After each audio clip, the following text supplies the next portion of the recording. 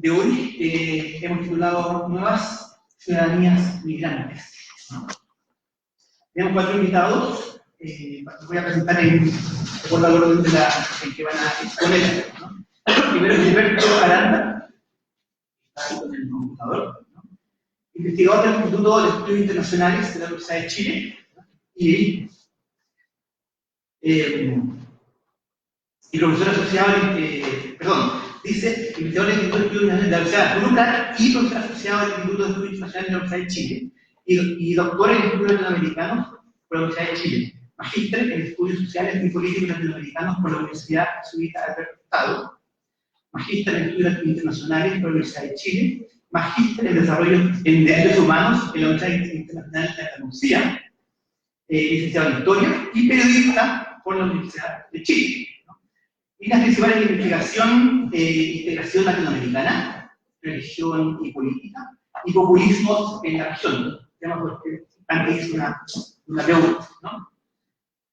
Después nos va a acompañar Stephanie López a mi lado, candidata a doctora en Estudios Políticos y Relaciones Internacionales y politóloga de la Universidad Nacional de Colombia, en Bogotá.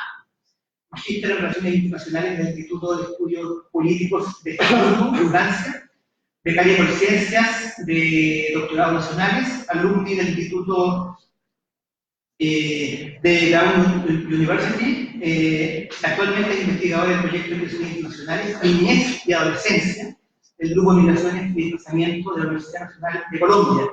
Es miembro de la Red de Movilidad de la Asociación Latinoamericana de Población, ALA, de la Red Euroamericana sobre Migración de Retorno y Circularidad, etcétera, de la Red Migrare de Bonafide, México, y otra, ¿no? Y también parte de la Red Nómadas, ¿no? Su interés investigativo, su actividad docente y profesional como consultora se centra en las políticas migratorias en América Latina, la migración de retorno de colombianos, ¿no? Las migraciones forzadas, la migración inmigrante, la ciudadanía, la gobernanza migratoria y las relaciones internacionales.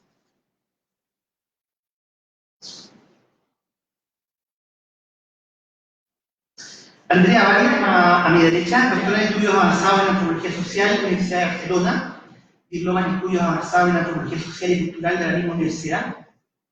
Realizó investigación con población migrante ecuatoriana y boliviana en Barcelona, relacionadas a cuerpos, corporalidad, etc., salud, enfermedades, chagas y migración.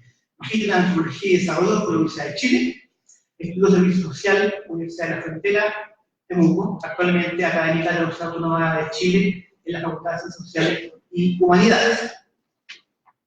Y finalmente Daisy Margaret, a mi izquierda, académica e investigadora del Instituto de Estudios Avanzados de USACH, doctora en Sociología de la Autónoma de Barcelona, máster en Sociología de la misma universidad, magíster en Desarrollo Urbano de la Universidad Católica de Chile, trabajadora social de la Universidad Católica de Chile, ¿no?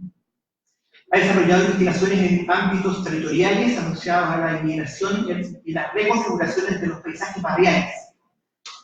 A su vez, ha participado en numerosas investigaciones nacionales e internacionales y publicaciones sobre migración. Ha participado como miembro permanente de varias comisiones interministeriales sobre el diseño de implementación de políticas públicas y sociales en temas de pobreza, desigualdad y convivencia en barrios. Actualmente es miembro de las comisiones de salud e inmigración del Colegio Médico de Chile y la Comisión de Interculturalidad y Salud del Ministerio de Salud. Finalmente, las principales líneas de investigación son migración, procesos de reconfiguración de los territorios, barrios migrantes y políticas sociales, ¿no? Así que agradecemos todos haber llegado por acá de diferentes regiones y países, y empezamos con Gilberto. ¿Aló? Muy amable, muchas gracias, Nicolás. Bueno, simplemente advertir que seguramente cuando te envié el currículum te mandé un antiguo con fe ya piloto automático, como decía de partida. Y bueno, reiterar que básicamente ahora estoy exclusivamente en la Universidad de Chile y, por supuesto, con mucho cariño por una universidad con la que trabajé mucho tiempo, que es la Universidad Nacional. Sobre esa perspectiva, quisiera atender a la cuestión de la crisis venezolana y decir que como formo parte del Instituto de Estudios Internacionales y básicamente tenemos una visión centrada politológica e internacionalista. Mi presentación se enfoca en el tema de la crisis venezolana en un sentido largo y donde una parte son las migraciones, aunque voy a intentar profundizar sobre ese aspecto. Y por supuesto, en ese sentido me interesaba la respuesta diplomática y la política migratoria de algunos países de Alianza del Pacífico con respecto a la crisis venezolana y al flujo de los movimientos que hemos estado realizando. Una primera parte alusiva al acopio y evaluación del contenido de declaraciones y resoluciones respecto a la crisis venezolana en esta parte del mundo, y también tipificar el tipo de políticas migratorias que exhibe Chile y otros países, enfatizando los cambios ocurridos en los últimos años. ¿Perdón? Tengo que salir. Ya, cierro acá.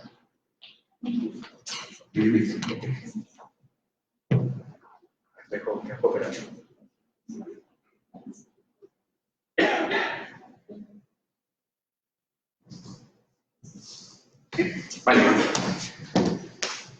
Las fuentes son desde las declaraciones de la OEA, del Grupo de Lima, del Departamento de Estado norteamericano, la Organización Internacional para Migraciones, datos de extranjería en el caso de Chile, algunas declaraciones de los altos comisionados para los refugiados y los derechos humanos.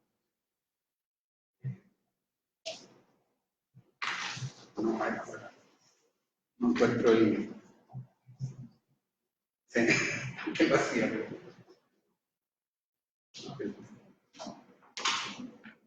Ahí está. Ahí está, pero no se mueve. Ahí sí. Este es el punto de la crisis venezolana. Y lo que planteo es que deja de ser un tema doméstico y que comienza a preocupar a diferentes actores internacionales. Por esto estoy pensando en estados, en organizaciones y foros multilaterales, en instituciones diversas, en liderazgo específico. Pero particularmente se advierte una línea que nos puede hablar de un tema claramente interméstico, y antes de eso, un tema que es tratado en dos niveles. Un nivel es que la crisis se ha internacionalizado y empieza a preocupar a los estados del área. Pero por otra parte, la cuestión de los migrantes, el tema de los migrantes de forma específica, coloca a este tipo de cuestiones en un ámbito claramente doméstico. Por lo tanto, podríamos decir que acá tenemos una paradoja, la profesora hablaba de la esquizofrenia, diría paradoja, de estados que denuncian a un régimen por ciertas características y donde en el discurso está la cuestión de los derechos humanos, pero a la hora de recepcionar migrantes, en cambio, la cuestión de los derechos humanos se difumina y se hace etéreo. Y claramente, como decía, estamos frente a un caso de un sistema político que no cumple con los requisitos que la área se ha autoimpuesto o ha sido impuesto desde afuera respecto a democracia liberal, con una precariedad económica e incapacidad del Estado venezolano para dar respuesta, y ciertamente eso habla de una acción migratoria, una movilidad de personas que ciertamente yo lo he estudiado bajo el rótulo de migraciones forzadas, donde el tema de la voluntariedad se relativiza, pero que al llegar a diferentes espacios nacionales transforman esta cuestión en un asunto claramente intermedio. Si seguimos el concepto de Manning de 1977. Sobre la crisis política habría que decir muchas cosas, no me voy a referir por un tema de tiempo, pero en cambio sí decir algunas cifras de economía que básicamente las he extraído de la CEPAL y algunas cuestiones de organizaciones internacionales. Hoy día el Producto Interno Bruto de Venezuela es la mitad de hace 6 años atrás, con una inflación de 10 millones anuales, incluso para el 2008 ya con 2 millones anuales. El rentismo petrolero, que fue muy importante en algún momento del despliegue del proyecto del socialismo del siglo XXI, con la caída de los precios internacionales del petróleo, pues ciertamente ha resentido la capacidad del Estado para dar cobertura social en determinados programas. La CEPAL destaca que hay 5 años de contracción acumulada alcanzando un 44% de la economía, cae la tasa de cambio, la reserva, la producción petrolera, y aparecen algunas respuestas específicas. Por lo tanto, ciertamente hay un caso de precariedad económica. Podemos dar distintas razones del origen de esta precariedad económica. En algunos casos, algunos autores apuntan de que son parte de la incapacidad propia del régimen. Otros autores dicen que es parte del bloqueo internacional y de las sanciones internacionales. Pero lo que es indiscutible es que hay un proceso de precarización económica y que eso de alguna manera ha impulsado a muchas personas a salir de Venezuela. Y, por supuesto, esto con un telón de fondo, que son una serie de cambios estratégicos, con un entorno internacional que se presenta hostil al proceso o proyecto venezolano, bolivariano, donde ciertamente las condiciones de Trump de hace un par de años, una Cuba del postcastrismo, un retorno al uribismo bajo el presidente Duque, fin de la era del Partido de los Trabajadores en Brasil y, claro, fin del kirchnerismo, y por supuesto, que algunos colegas me han dicho que tal vez hay que suavizar esta afirmación de que evidentemente Venezuela también puede ser campo de disputa hegemónica global por la presencia de algunas otras potencias en ese campo. Lo interesante a este respecto es que este cambio en las directrices internacionales también ha contaminado los comicios en varios países. En la última elección presidencial en Colombia era la cuestión del Castro-chavismo. En Chile, un atleta muy destacado, hoy día diputada, acuñó la frase de Chilezuela. Y, por supuesto, también tenemos otros casos como la reciente elección en Argentina, o primarias en Argentina, donde la cuestión de Venezuela también fue uno de los temas de campaña. Y las respuestas internacionales, que uno podría observar desde 2014 a la fecha, en una primera parte básicamente ejecutada en el seno de la Organización de Estados Americanos, pero ante la imposibilidad de dar respuestas consensuadas a la cuestión venezolana, emergen otro tipo de foros coyunturales, específicos, acotados al tema venezolano particular, como son el grupo de Lima y el grupo de contacto en Montevideo, más el conjunto de sanciones unilaterales, de la cual no solamente hace parte Estados Unidos, sino que también Canadá, por otra parte, la Unión Europea, México, que también ha hecho algunas sanciones, hasta antes del advenimiento de Andrés Manuel López Obrador, pero ciertamente que lleva, podríamos decir, el liderazgo de las sanciones internacionales, incluso con un bloqueo económico, es el caso de Estados Unidos. Repasando simplemente, decir que la condena a los hechos de violencia, a la violencia desatada en Venezuela por la Organización de Estados Americanos va en el 2014, en 2016 exhortó al diálogo, y en 2017 ya pone en duda la separación de poderes en Venezuela. En 2018 se reacciona frente al adelantamiento de las elecciones presidenciales y ciertamente en 2018 y 2019 tenemos un contexto maniqueo de básicamente enfrentamiento directo con la experiencia venezolana. Esto hace la imposibilidad de llegar a acuerdos, como dije, que aparezca el Grupo de Lima, este foro coyuntural que está diseñado para dar una respuesta específica. A esta cuestión quiero decir que el foro de Lima, si bien no participa en Estados Unidos, cuando uno revisa las declaraciones del Grupo de Lima en general, son reactivas a posiciones asumidas por la política exterior norteamericana previamente, lo que hace pensar en un modelo de caja de resonancia en algunos casos. Se constituye el Grupo de Lima el 8 de agosto de 2017, que su objetivo original es presionar internacionalmente para conseguir la libertad de los presos políticos y cooperar en el establecimiento de la democracia y con incapacidad de llegar a consensos regionales.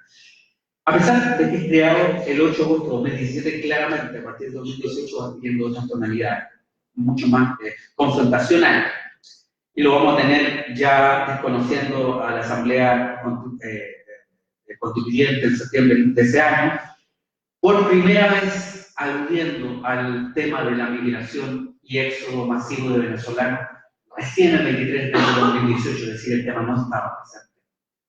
Y diríamos que a partir de 2018 entrando definitivamente en una espiral de confrontación, que va a llegar incluso, fíjense ustedes, a expresar reconocimiento a este autoproclamado presidente paralelo, que es Juan Guaidó, alentando a las Fuerzas Armadas a liberar y tomar posición a favor de la Asamblea Nacional. Las Fuerzas Armadas venezolanas están politizadas desde hace más de una década, pero ciertamente esto es trabajar o operar desde la misma lógica. Frente a David, es la última con la que quisiera finalizar, el apoyo al cesamiento militar fallido, intento contestado y rechazando ese calificativo, por cierto, que se intenta enfrentar al las sanciones de Estados Unidos. Bueno, hay que decir que no son realmente de la época de Trump. Comenzaron con el presidente Obama en 2015, que eran básicamente congelamiento de bienes y activos de altos funcionarios del gobierno venezolano. Pero ciertamente ha procedido una profundización en esta línea a partir de la administración Trump. Desde luego, desde la prohibición del uso de la criptomoneda, definitivamente esta línea se profundiza a partir de la proclamación en enero de Guaidó como presidente, con lo cual ya se pasa a congelar los activos de la principal petrolera venezolana, PDVSA, y sus filiales en Estados Unidos como Citgo, la sanción a determinada financiera y a empresas vinculadas a Venezuela, como el caso Cuba Metal. Por supuesto, podríamos decir que el último paso fue el 5 de agosto pasado, con el bloqueo económico, la proclamación del bloqueo económico y la congelación completa de activos públicos y privados de Venezuela. Bueno, esto es lo que nos tiene atrapado en este campo, que es lo que hace pensar a algunos en este campo de disputa global, donde se puede apreciar que hay algunos estados marcados en azul que reconocen al gobierno a la presidencia de Guaidó frente a los que reconocen al presidente Maduro, marcados en rojo. Y algunos países así proclamados neutrales, como Uruguay, y que intentan básicamente potenciar el diálogo en algunos casos. A esto me refiero con una disputa más global, y bueno, esto nos ha pillado sorpresa cuando ayer, sino que la semana pasada nos dicen que en realidad el presidente, o que hay conversaciones entre la administración Trump y en realidad altos funcionarios del gobierno maurista. Esto es interesante, porque al mismo tiempo sabemos que hay amenazas de intervención militar, juego en varios niveles. Voy entonces ahora a pasar, en la última parte, me imagino que me quedan algunos minutos todavía. Ya sí, ya corro. Siempre pasa eso. Bueno, en 2019 tenemos ya algunas informaciones que indican que más de 4 millones de venezolanos han salido en los últimos años de su país, que equivale al 12% de su población, según la Organización Internacional para la Migración. Hay 3 países que particularmente han recibido una cantidad de migrantes venezolanos notoria, y que debo decir, seguramente la profesora que va a hablar de Colombia puede decir que esa cifra quizás haya fue superada. En el caso de Chile y Perú fue superada, y por lo tanto el 1.100.000 que aparece para el 2018 y quizás principios de 2019 ya está mucho mayor, y con rutas de la migración venezolana en las Américas que nos hablan de, yo diría, una dispersión donde un grueso de personas ya no van necesariamente hacia el norte, sino que es parte de lo que se llama la migración sur-sur, donde curiosamente se asientan más en países que no tienen una tradición de recepción migratoria, y que, sin embargo, tienen algunos indicadores de estabilidad económica y política que aparentemente los hacen preferibles.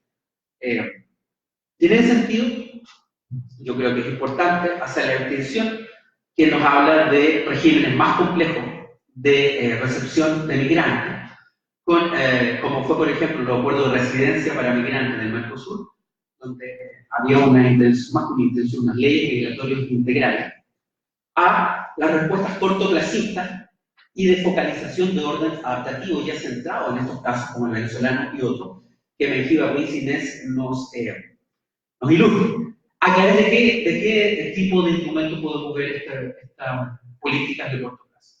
Instrumentos excepcionales destinados a regular corto plazo, características de países que no tienen experiencia para adaptarse a flujos migratorios y donde un ejecutivo tiene un papel relevante a través de los decretos. Esto ya me imagino que se va a ver con dificultad, pero les puedo contar que Acosta y su equipo desde Bristol, centrándose básicamente en el caso venezolano, nos dice que se han establecido una serie de instrumentos ad hoc para tratarlo, como en el caso de Chile, con visas de responsabilidad democrática,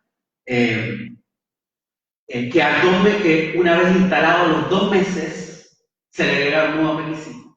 Colombia, con los permisos especiales de permanencia, lo que es la tarjeta de movilidad fronteriza y requisitos administrativos de migración para los venezolanos. Y Perú, con permisos temporales de permanencia y permisos de trabajo extraordinario.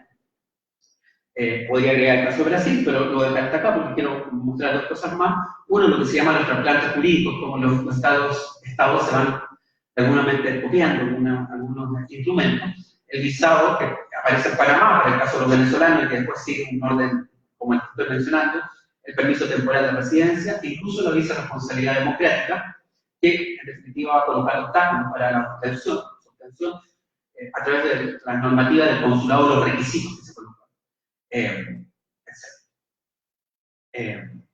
Y por lo tanto, voy a atreverme a mostrar unos escenarios. Primero, voy a usar la categoría tocalardiana, que es el empate catastrófico, un proceso donde la población civil es la que más pierde en Venezuela, con una fuerza armada politizada por el chavismo y una oposición que la llama deliberada, más deliberada. Fracaso de las negociaciones internacionales, Vaticano, República Dominicana, lo podríamos ver ahí, la verdad es que estamos experimentando una verdadera bancarrota, particularmente de la diplomacia latinoamericana, que está impotente y fracturada entre el Grupo de Lima y el Grupo de Contacto Montevideo.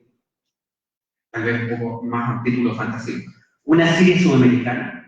Ciertamente el conflicto interno, externo, internacional sirio no tiene ninguna relación con lo que se está viviendo en Venezuela, excepto porque la cantidad de migrantes se está empezando, desplazados, de personas en movimiento, se está comenzando a aparecer. Pero a este respecto, cabe señalar que hay una disparidad en la legislación para la recepción a venezolanos en diferentes áreas. El área del Caribe, el área de la Comunidad Andina y el área del Pacífico, si quieren, y el área del Mercosur. Por supuesto que en la vertiente CAN, Alianza del Pacífico, se advierte reticencia a otorgarle calidad de refugiados a venezolanos. Es muy reducida. Y que gradualmente estamos observando un hermetismo, un cierre de fronteras a este tipo de migración.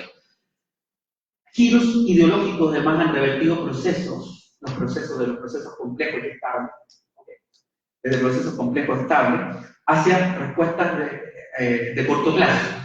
A este respecto, les quiero decir que incluso en un caso que está fuera de este diseño, que es Argentina, nos pasamos de adherir a lo que era la ley de residencia, la legislación de residencia en Mercosur, a un decreto nacional de urgencia que el presidente Macri hizo, donde altera las condiciones para este tipo de fenómenos y definitivamente se pasa a un marco estable a un marco de corto plazo. Por lo tanto, los giros ideológicos también han revertido estos procesos. Hay distintos grados de adaptación para brindar asistencia e integración, la situación sanitaria, la homologación de títulos y participación en el mercado laboral, a los venezolanos vecindados en dichos países, pero que nos hace, a mí por lo menos me hace pensar lo relevante que es reflexionar acerca del papel del Estado en este tipo de casos, un poco en línea con lo que decía la profesora, y teniendo presente que lo que se observa es que el Estado básicamente, a través de un discurso de securitización o migración selectiva, quiero un tipo de migrante, no cualquiera, sino que un tipo de migrante con estas características, que un poco son las coordenadas con el que el Estado chileno se movió. Al final, muchas de las responsabilidades claudican, esas responsabilidades para de alguna manera que finalmente son atendidas en los gobiernos locales o en los gobiernos regionales a través de programas como multiculturalidad, multiidentidad, etc. Tendría un par de cosas más que decir, pero ya me avisaron que se ha acabado el tiempo.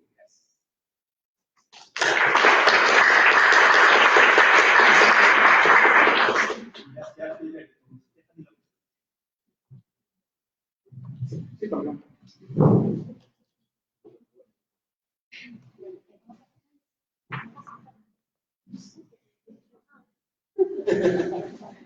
No puedo la siguiente.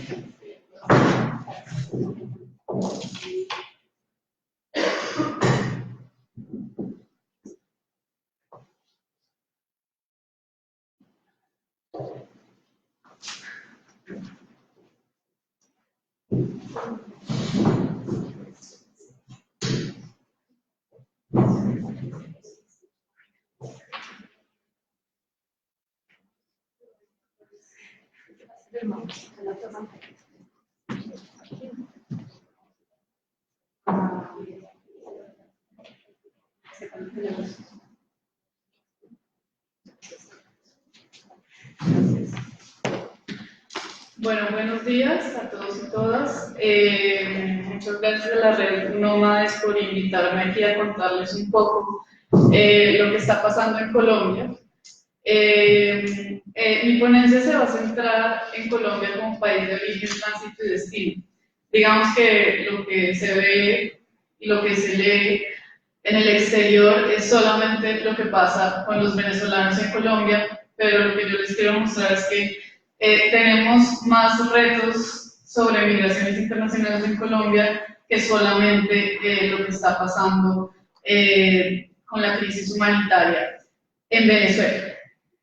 Entonces, primero quisiera mostrarles algunos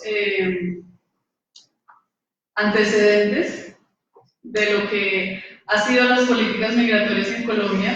En realidad, solamente en los, digamos, desde el siglo XXI se empezó como a hablar del tema. Sin embargo, hay dos antecedentes que aquí los pongo. El primero es la Ley 48 de 1920, que fue una política de extranjería que se dio en Colombia a raíz de lo que tuvimos en varios países de la comunidad andina, que fue la migración de chinos a finales del siglo XIX y principios del siglo XXI. Y a partir de esa migración de chinos se crea esta política de extranjería, en general abierta, pero con algunas restricciones, como que podían expulsar o deportar a un chino por diferentes motivos, como por ejemplo retar a las autoridades. Unas razones que hoy en día nos pueden parecer incluso hasta cómicas, pero bueno. Luego de eso, digamos que Colombia no tiene ningún desarrollo normativo importante. Hay algunos programas, hubo un programa en los años 70 de repatriación de cerebros que no les funcionó muy bien, pero aparte de eso no hubo mucha cosa. En 1991, que es el año de nuestra última constitución que aún está vigente, se incluye un artículo sobre los extranjeros que dice que tienen los mismos derechos civiles que se conceden a los colombianos.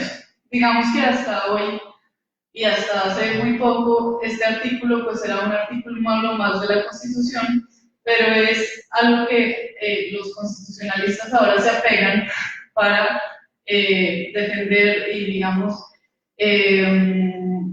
tener incidencia en términos de los derechos que se les están otorgando o no a los y las venezolanas.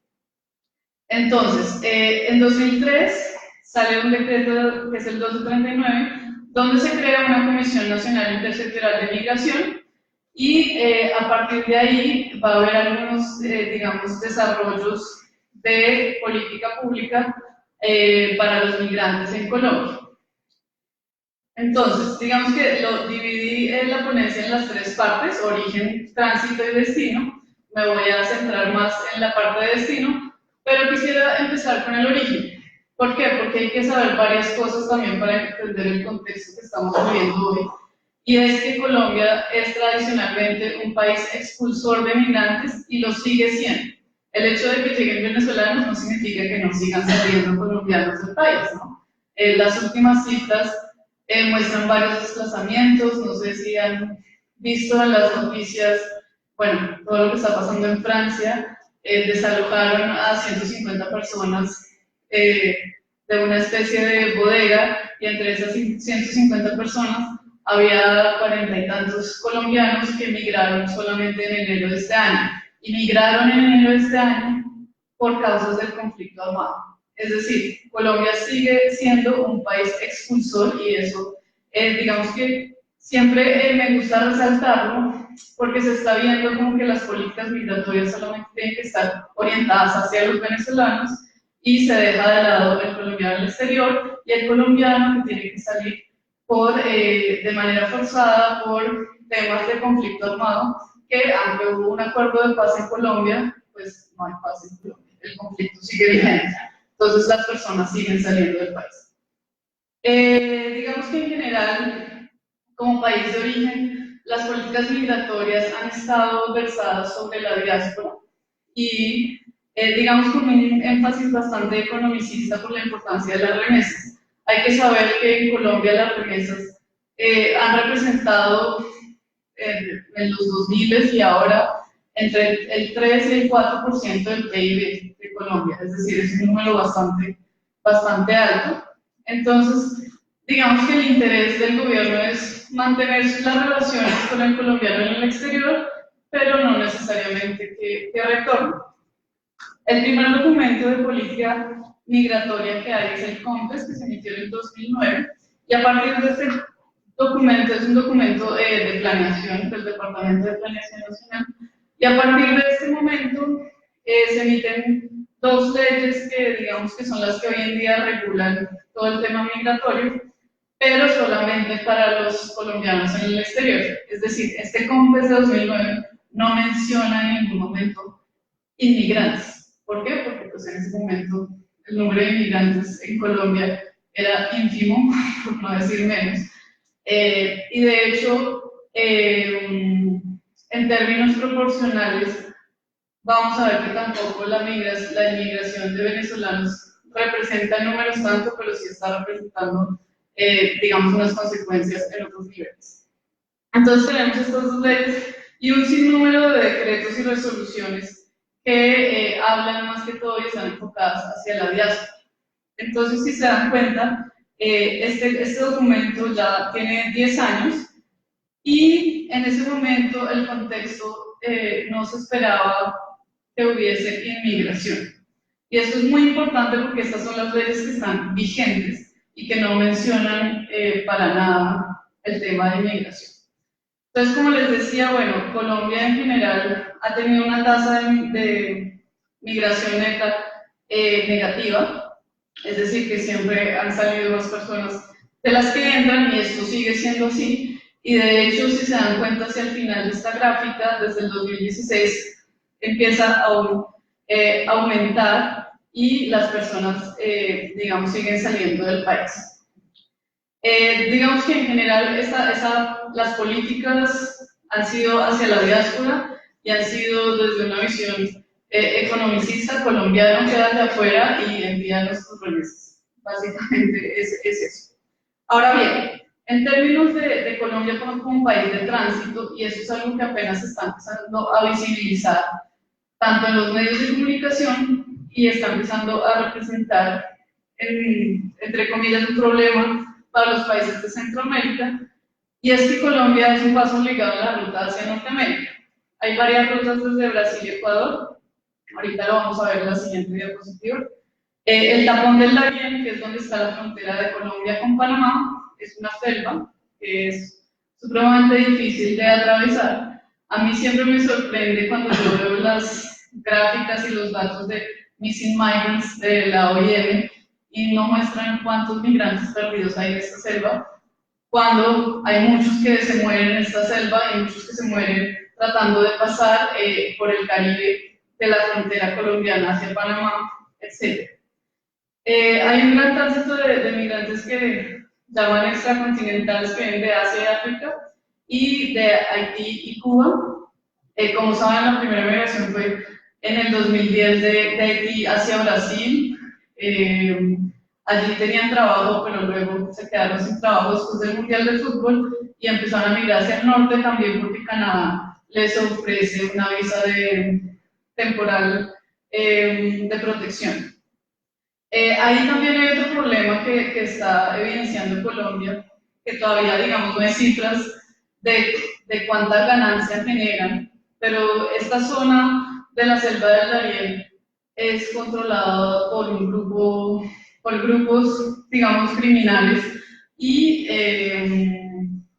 hay un problema inmenso de tráfico de migrantes, africanos más que todo, y solamente hasta este año el gobierno colombiano lanzó esta estrategia nacional para la lucha contra el tráfico de migrantes. Hay que saber que esta ruta siempre ha existido, o sea, no es nueva, y digamos que se visibilizó este año porque en enero hubo un naufragio en el que, si no estoy mal, murieron 36 personas de diferentes nacionalidades africanas, y bueno, esto representa un problema para las comunidades locales por las que pasan estos migrantes, ya que pues son comunidades que tienen 500.000, 2.000 habitantes a lo sumo y están pasando, se calcula, 700 migrantes, y estos son los que ahora encontramos represados en México, sobre todo en la frontera norte. Acá están algunos, no sé si se alcanza a ver algo de este mapa. Algunos de las nacionalidades, bueno, tenemos Cuba y Haití, como les había mencionado, Camerún, Ghana, Eritrea, Somalia, muchos nepalíes y muchas personas de Bangladesh y de la India, pero en general en Colombia se han encontrado más de 15 nacionalidades diferentes que atraviesan Colombia en su ruta hacia Estados Unidos y Canadá. Obviamente es un cruce que es irregular de las fronteras, los que entran por Ecuador normalmente no, ya o no tienen papeles o no quieren que la autoridad los detecte, entonces no pasan por el punto de donde deben sellar sus pasaportes. Y también hay una pequeña proporción que ahí se llama falsedad documental, y es que, bueno, se consiguen pasaportes de otros países para poder seguir su ruta hacia el norte. Eso es básicamente como país de tránsito, y es importante porque no sé si también vieron la semana pasada que el gobierno de Trump también llamó a Colombia como tercer país seguro y que todas las acciones deberían comenzar en Colombia, como llamó a Guatemala y a Honduras, etcétera, etcétera. Entonces ahí digamos que se está poniendo en la agenda pública este tema de Colombia como país de tránsito. También hay otro problema, y es que los migrantes solicitan refugio en Ecuador, pero después llegan a Colombia y en realidad no sabemos cuántos han solicitado refugio ni en Ecuador ni en Colombia, ni dónde están. Y la trazabilidad de estos migrantes es bastante difícil, de pronto aparecen en México y se reportan, pero en realidad las condiciones de los caminos son algo terrible, y digamos que no hay ningún acuerdo regional al respecto. Ahora, digamos, Colombia como país de destino, hay que saber que hay un decreto que es del 2004, es decir, antes de que hubiera esta cantidad de venezolanos en Colombia, que dice que Colombia debe evitar el ingreso y permanencia irregular de extranjeros. Y hoy en día se está apegando de este decreto para expulsiones y deportaciones de venezolanos y venezolanas.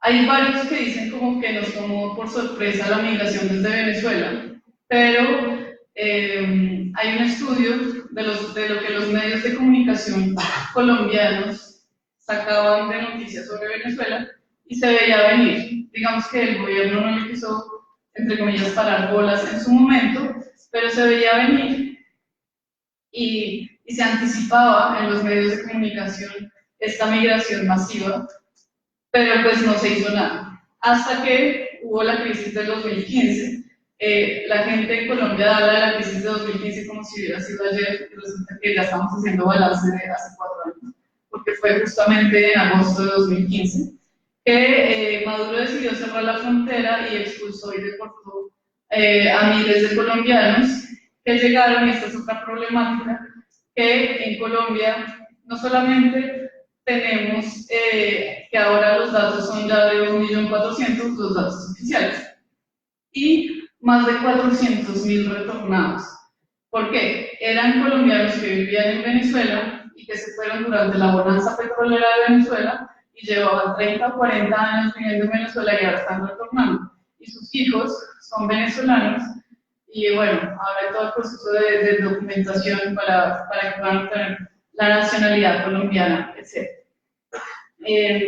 Acá tenemos algunos datos de lo que representan los retornados desde Venezuela. Hay otros desde Estados Unidos y otros desde España, pero digamos que el principal es de Venezuela. Este es un subregistro que tiene el gobierno, porque si ven ahí los datos son más o menos de 6.800 registros, por ejemplo, en el 2017, pero el gobierno está hablando de 400.000, más de 400.000 retornados, y bueno, entre ellos muchas familias mixtas, ¿no? Y con doble nacionalidad. Ahora, ¿cuáles han sido las respuestas de política migratoria frente a la crisis? Pues hay un montón de permisos que a mí hasta me cuesta entenderlos todos los que han implementado. Hay 4 fases de permiso de especial de permanencia. Ahí están más o menos las cifras. Hoy en día ya son casi 600.000 que tienen el permiso especial de permanencia, es decir, que están regularizados, esto le da acceso a derechos, a poder trabajar y a la seguridad social. La tarjeta de movilidad fronteriza, que les permite a los venezolanos cruzar la frontera para obtener medicamentos y alimentación. En 2018 se hizo un registro de migrantes venezolanos que arrojó que había 442.000 personas en situación irregular, lo que también, pues, evidentemente es un subregistro. Además, el RAM ya fue desde hace un año, en un año pues, han llegado muchos más venezolanos. Y tenemos también otros permisos, como el permiso de ingreso y permanencia de tránsito temporal, que es para las personas que quieren seguir hacia el sur de América, hacia Ecuador, Chile, Perú. Y hay un nuevo permiso, que es el permiso especial complementario de permanencia, que es el primero que se les da a los solicitantes de refugio. ¿Cuál es el problema de todos estos permisos? Es que son temporales. Todos se dan por 2 años y, digamos, no se está pensando en el largo plazo. Todos los permisos tienen una caducidad de 2 años.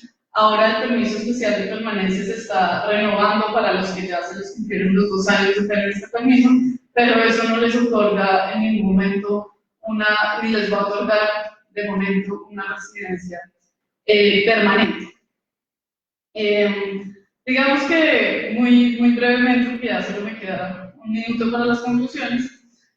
En cuanto al tránsito de migrantes, es necesaria una coordinación regional para afrontar el tráfico de migrantes hacia Norteamérica, porque pues, se represan en Colombia cuando Panamá cierra la frontera, se represan en Costa Rica cuando sí Costa Rica cierra la frontera, y así sucesivamente hasta llegar a los Estados Unidos. Digamos que en términos de políticas el gobierno colombiano ha adoptado medidas de emergencia frente a la crisis humanitaria, pero no se está pensando la migración como que se van a quedar. Es decir, no se está pensando políticas de inclusión o de integración de los migrantes. Apenas, bueno, tienen acceso a educación y tienen acceso a servicios de urgencias en salud, porque así lo establece la Constitución. Pero apenas el gobierno se está empezando a pensar una estrategia de generación de ingresos para los migrantes y las migrantes venezolanas. Y lo que más, digamos, sorprende es que no se consideran estas vulnerabilidades y riesgos del proceso migratorio.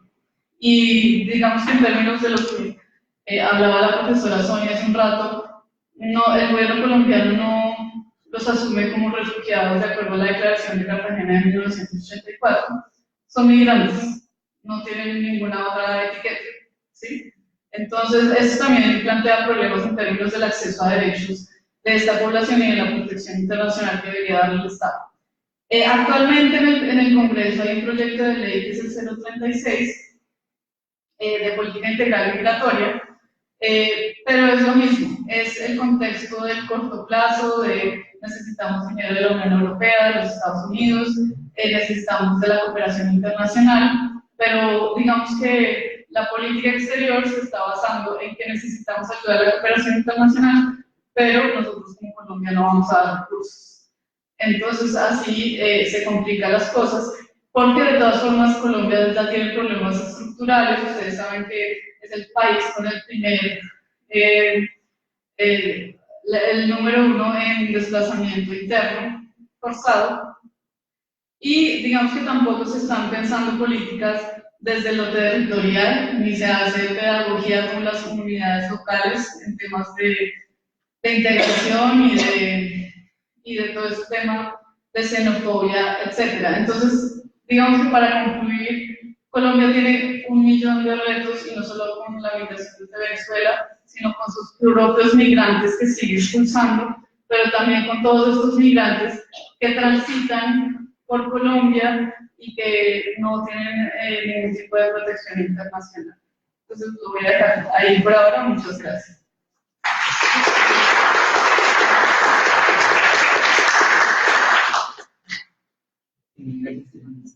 Ahora llegamos a Chile.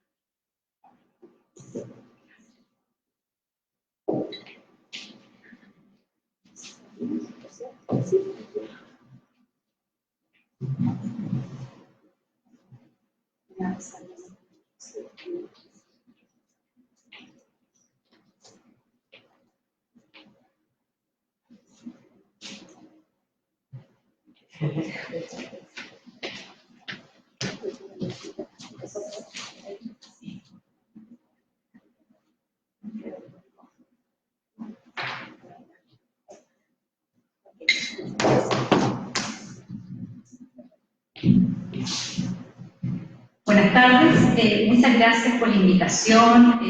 Segunda vez que estoy aquí invitada por la Red Nómade.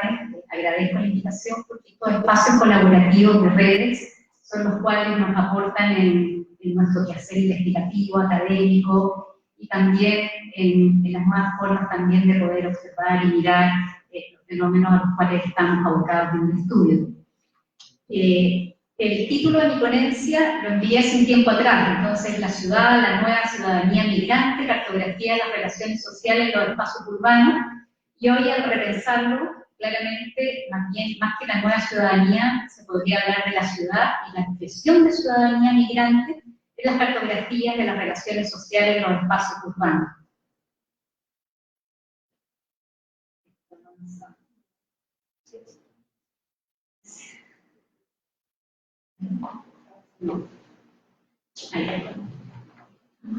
La pregunta que guía un poco la presentación que voy a hacer es: ¿cuáles son las cartografías de las relaciones sociales en estos espacios urbanos? Entendiendo que dentro de las nuevas dimensiones para poder comprender el fenómeno migratorio, el espacio juega un rol importante dentro de las variables, dentro de las dimensiones, dentro de los aspectos para poder considerar territorialmente cómo se va configurando en los espacios más micro. Veíamos la mirada más global, ¿cierto? Y ahora, tal como decía Nicolás, estamos bajando a la ciudad de Santiago, a unos barrios, cómo se va configurando el fenómeno migratorio, entendido el espacio, ¿cierto? No solo como un receptáculo en donde ocurre el fenómeno, sino más bien también como parte de la producción social.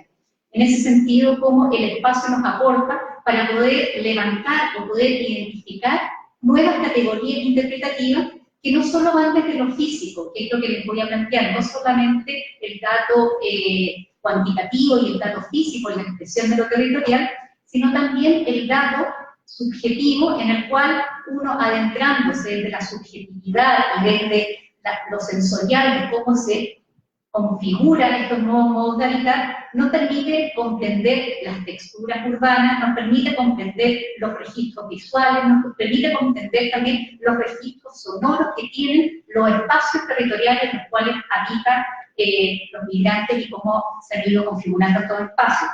En ese sentido, el aporte que vamos configurando en esta línea de trabajo es cómo poder construir el dato migrante desde la perspectiva no solo cuantitativa, sino cómo poder abrir el dato migrante para poder comprender las trayectorias que están dentro, no solo la trayectoria internacional y cómo se focaliza, ¿no es cierto?, en ciertos sectores o lugares, ¿no es cierto?, la localización donde se asienta la inmigración, sino más bien cómo se va construyendo estas trayectorias también en lo cotidiano, en los espacios territoriales y en los espacios barriales específicamente.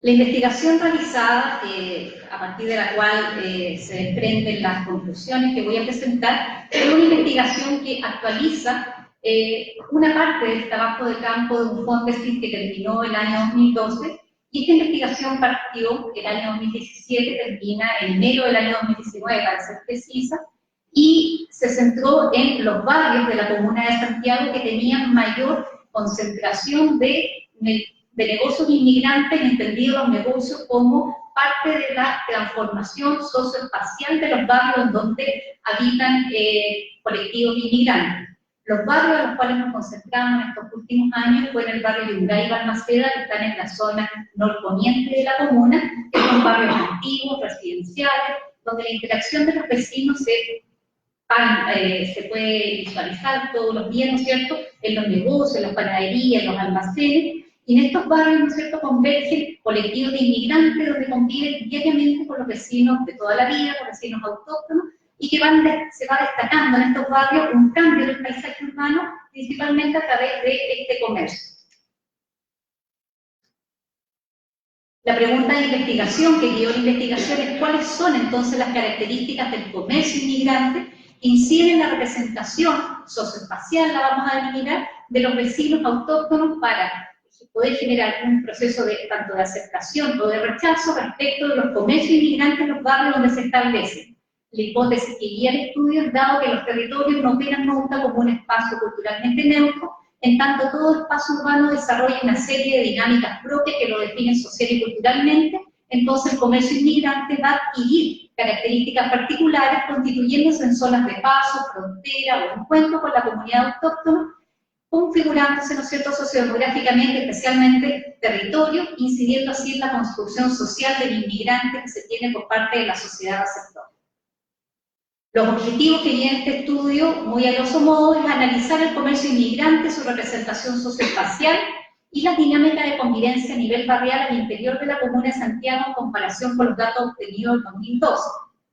La metodología que guió este estudio fue principalmente trabajo de terreno, trabajo de campo, a través de observaciones directas, mapeo del comercio inmigrante del barrio Yungay y Balmaceda, y un breve cuestionario y entrevista a los sujetos inmigrantes que administran o atienden los negocios.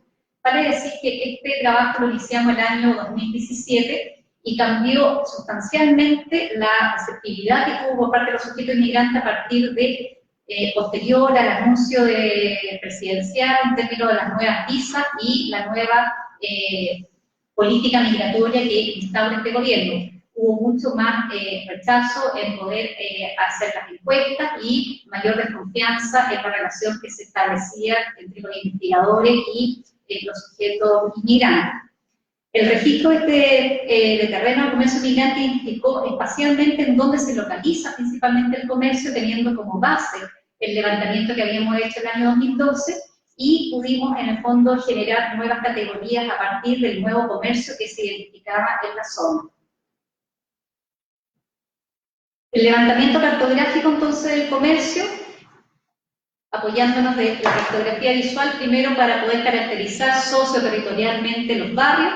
Esta es la comuna de Santiago, el estudio estuvo centrado en esta zona, que es la zona norponiente, no sé si se ve, que es la zona hacia la izquierda, hacia arriba, en las cuales, primero, el tipo de vivienda que hay, la parte más verde es donde hay mayor concentración de casas de tipo de vivienda, como para poder identificar cuál es la configuración urbana que tienen esos espacios.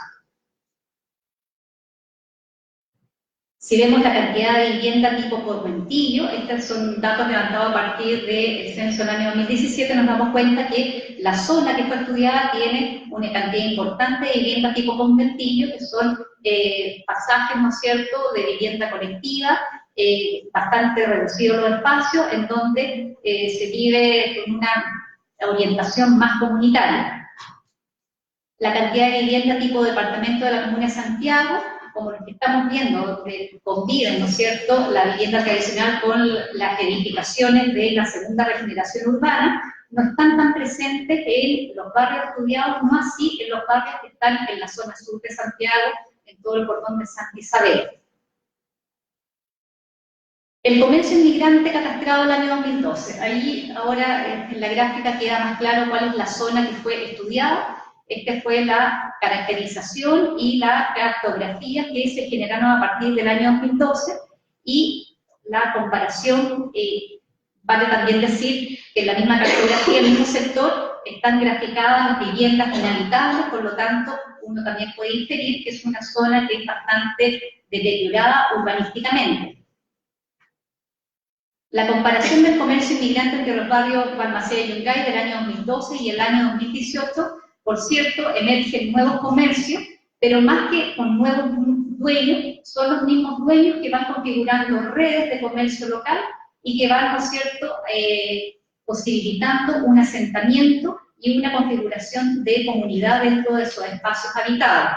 También nos emergen nuevos tipos de negocios más pequeños, administrados por los nuevos colectivos que tienen presencia en Chile y también en estos barrios, como los venezolanos, y también un tipo de comercio dirigido a la comida rápida y a la comida tipo delivery, como para poder llevar y no comerla en el mismo establecimiento. Los tipos de comercio, de acuerdo a las categorías que levantamos, bueno, los almacenes siguen liderando el porcentaje de mayores, ¿cómo se llama?, tipos de comercio que están presentes en estos dos barrios. Los restaurantes, los mixtos, que son aquellos negocios que tienen dos tipos de orientación, por ejemplo, de comestibles, pero también venden artículos de telefonía. 99 comercios pudimos catastrar en estos dos barrios, 61 de ellos están en el barrio de Balmaceda y 38 en el barrio Yungay. Vale decir que también desde el punto de vista de vulnerabilidad social, el barrio Balmaceda tiene mayor vulnerabilidad social que el barrio Yungay. En ambos barrios existe una mayoría de comercios peruanos, que también es el colectivo que tenía mayor presencia en el año 2012 y que tiene mayor presencia dentro de estos dos barrios, y seguido por un 8% de negocios colombianos, ecuatorianos y venezolanos. La actividad comercial de este negocio de inmigrantes, la mayoría, como les decía, son restaurantes, almacenes, y el 70% de ellos son almacenes. Del tipo de administración de propiedad del negocio, del total de los casos, podemos decir de que el 34% del comercio migrante, ¿no es cierto?, lleva entre 2 y 3 años, y el 24% un año y medio, y en relación a la propiedad, como les señalaba, la gran mayoría es arrendado, no es de propiedad, solamente el 19% es propietario, y la tendencia es bastante similar a lo que pudimos observar también en el año 2012. También dentro de los datos que catastramos, se le consultó a los encuestados sobre la cantidad de años viviendo en Chile, y con respecto a eso podemos decir que la gran mayoría llevaba más de 10 años, pero también había un punto importante de personas que llevaban viviendo menos de un año dentro del barrio. También otro tipo de pregunta que hicimos fue cuánto tiempo se le consultó por la situación migratoria. Y en ese caso, claramente ahí tuvimos el cambio que yo les señalaba en términos de la respuesta antes del anuncio presidencial fue mucho más abierta y sin esa sensación de temor, y después sencillamente no contestaron. En cuanto a los trabajadores del local, cabe señalar que el 57% trabaja con familiares, y también hay un porcentaje interesante de personas que son contratadas por estos negocios de inmigrantes, por lo cual se podría empezar a configurar una suerte de nueva categoría que no solamente es un demandante de empleo, sino también es un oferente de empleo. Algunas conclusiones respecto a esto. En la mayoría de los casos, las personas migrantes viven en la misma casa en la cual el negocio de esta familia se realizan tareas administrativas allí mismo y en algunos casos las personas migrantes tienen más de un negocio, que era lo que yo les señalaba, que se van configurando estas redes locales. También se detecta que los trabajadores de los comercios son inmigrantes y que por lo general es el primer trabajo respecto a los trabajadores que son inmigrantes, es el primer trabajo y es el que les permite también conectarse con las dinámicas de Chile. También algunos avances y conclusiones tienen que ver con que los negocios que corresponden a la categoría de centros de llamado y cibercafé son los principales puntos de encuentro de los migrantes. Por lo general los comercios como los minimarkets o mixtos comercializan productos por catálogo y esto permite una interacción con la comunidad propiamente tal. Lo que les decía, la gran mayoría de los dueños o trabajadores afirman no tener amigos en el barrio. Esta fue una percepción que apareció con bastante fuerza posterior al anuncio presidencial y en su mayoría de los entrevistados se limitaba a responder por temor a alguna sanción ante entes gubernamentales. Algunos dueños y trabajadores rechazaron rotundamente la posibilidad de responder la encuesta. Finalmente, en cuanto al entorno, podemos decir que los negocios se caracterizan por estar en casas coloniales, que en el caso de los almacenes y minimarkets no se encuentran en buen estado de preservación y se observa frecuencia de comercio ambulante también adosado a estas avenidas, de estas calles. Conclusiones.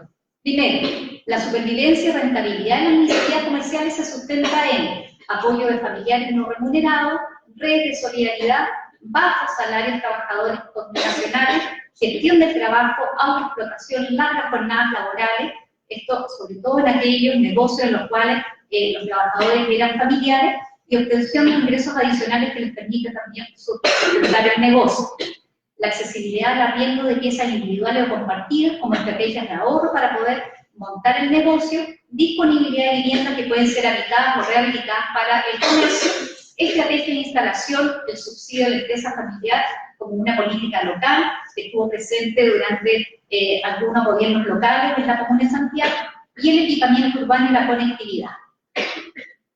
En conclusión, la configuración, ¿no es cierto?, y la relación que se puede visualizar a partir del levantamiento de los negocios, la instalación de los negocios inmigrantes con los vecinos de toda la vida, es una categoría que denominaba a los vecinos como estos sí que son buenos vecinos, estos sí que son buenos migrantes, estos sí que son personas que vienen a aportar.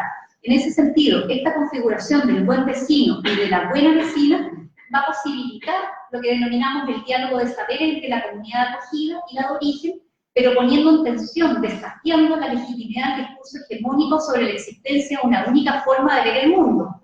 La construcción entonces del buen vecino o buena vecina tiene como marco la visión hegemónica de lo que consideramos bueno y por tanto bello y verdadero. En este sentido, el comercio migrante como zona de encuentro puede facilitar el diálogo de saberes sin caer en el sincretismo, hibridación de identidades o negación del otro y alimentando imaginarios pluriversos. De lo contrario, se refuerzan formas estereotipadas de otredad, orientando el análisis de las identidades colectivas y las interacciones entre distintas posiciones sociales. En relación con la ciudadanía, el desafío está en abrir el vínculo nacionalidad, homogeneidad a través del trabajo formal, ciudadanía, y así poder incorporar ciudadanía, espacio público, informalidad, disímiles modos de habitar. Se trata de crear y reconocer nuevas formas de ciudadanía plurales que conectan con la ciudadanía como derecho a la ciudad, el derecho a la movilidad, el derecho a la presencia de quienes han sido marginados a territorios dentro de la ciudad que no conectan con el poder, teniendo en cuenta que desde esos espacios, estos factores, los inmigrantes, están tejiendo ciudadanía. Muchas gracias.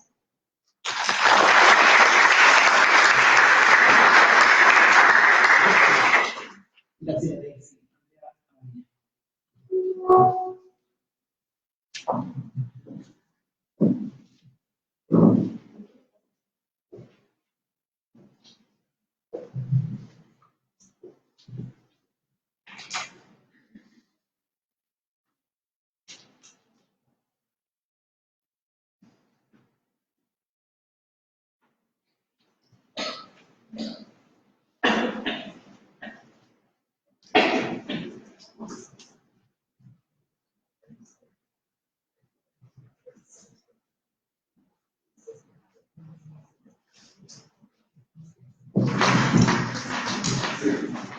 Hola, buenas tardes. Estoy agradecida de esta invitación. Hace un par de semanas me invitaron a participar de este espacio y la verdad que me hicieron pensar algunas cosas que tenían como ahí todavía guardadas en la premura del cotidiano. Yo hoy día, la verdad es que en esta mesa parece que vengo a aterrizar a un súper micro espacio íntimo que tiene que ver con el tema de parir, de las mujeres, ¿no? Y cuando se me hizo esta invitación, yo pensé, bueno, tendríamos que pensar la ciudadanía y la agencia de las mujeres que paren, reconocer las intersecciones entre las chilenas y las mujeres migrantes, evidenciar las líneas de fuga que se producen en el sistema de salud, en un modelo que es hegemónico, que medicaliza el parto, el cuerpo de las mujeres, que las controla sus procesos de reproducción, y observar a través de los relatos de las mujeres migrantes las interpelaciones que se producen a nosotros, al sistema, a los procesos de atención del parto y de lo que es la atención sanitaria, porque yo creo que eso supera un poco el tema sobre el parto. Y cómo identificar la agencia de las mujeres, de estas mujeres migrantes, en el proceso que ocurre en sus cuerpos y en sus trayectorias personales. Entonces, la idea más bien ahora es yo invitarles a ustedes a mirar algunos de estos relatos y que podamos ir evidenciando en las mujeres migrantes, sus partos y también en el sistema. Estos relatos son parte de un estudio que se hizo entre el 2015 y el 2018 en un Fondesit, que trabajé en el PRIEM y que después terminé de forma copatrocinada también con la Universidad Autónoma, donde hoy día me encuentro. Este fue un abordaje, ¿cierto?, que permitió desde una perspectiva interseccional mirar el cuerpo, la salud, las migraciones. Se hizo a través de una aproximación más bien cualitativa que implicó realizar entrevistas en profundidad a mujeres chilenas, venezolanas, algunas francesas, inglesas, haitianas, peruanas, colombianas, dominicanas. A las mujeres haitianas se les entrevistó a través, no a todas, pero su mayoría a través de intérprete. También se entrevistó a algunos hombres, la idea era entrevistar igual número de mujeres y a sus parejas, y también entrevistar a los equipos de salud que atendían a estas mujeres en los sistemas públicos y privados de salud. Esta investigación lo que pretendía, ¿cierto?, era analizar las experiencias de embarazo y parto en los servicios, contratando, ¿cierto?, en los servicios públicos y privados en Santiago, y evidenciando ciertas complejidades y diferencias de la atención de mujeres migrantes. Aclaro, pongo extranjeras, pensando en nuestra construcción y nuestra representación de las mujeres que se instalan en los sectores, ¿cierto?, de clase alta de nuestra sociedad.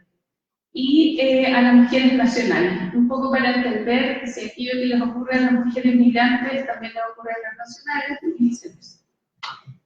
Hay un par de publicaciones asociadas.